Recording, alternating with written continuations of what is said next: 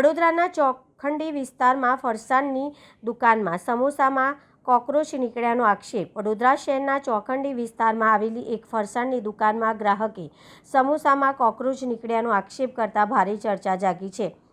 ગ્રાહકના જણાવ્યા અનુસાર સમોસા ખાતા દરમિયાન તેમાં કોકરોચ દેખાતા તેને તાત્કાલિક દુકાનદારને વિરોધ નોંધાવ્યો હતો અને સમગ્ર મામલે યોગ્ય તપાસ કરવાની માંગ કરી હતી।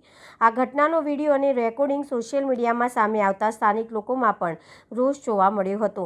લોકોનું કહેવું છે કે ખાદ્ય પદાર્થોની ગુણવત્તા અને સ્વચ્છતા બાબતે સંબંધિત વિભાગ દ્વારા નિયમિત ચકાસણી અને કડક કાર્યવાહી થવી જરૂરી છે, જેથી લોકોના આરોગ્ય સાથે કોઈ બેદરકારી ન થાય।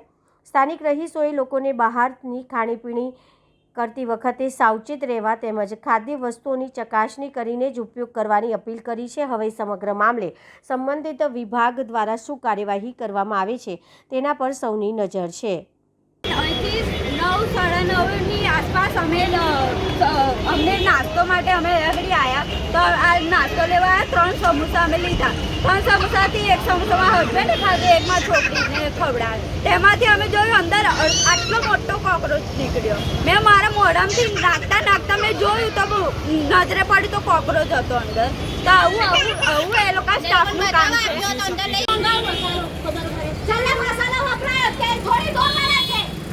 ભૂલ થઈ ગઈ, માફી માંગી, માફીનો કોઈ સવાલ નથી। ફોટો મોકલો બરોબર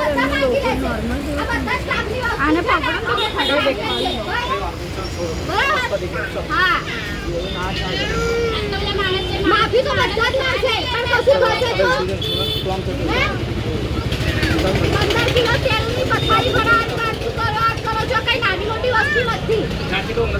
અમારે અમે તો આ વિડીયોના લેવા અમારે એક જ વસ્તુ છે, માંગ એક જ છે કે અહીં ચેકિંગ કરવું જોઈએ અને અહીં કોઈને પણ આવવું ના જોઈએ ખાવા માટે। આટલા વર્ષોથી અમે ખુદ લેવાવાળા છે, આટલા વર્ષોથી નાસ્તો લઈએ છીએ। એકવાર વાર નીકળ્યો તો 12 રૂપિયાના સમોસા ફેંકી દીધા। 12 રૂપિયાનો સવાલ નથી ભાઈ, પણ આજે તો વંદો નીકળ્યો છે તો પછી આ નાની 2 વર્ષની છોકરીએ સમોસો ખાધો, એને કશું થશે તો?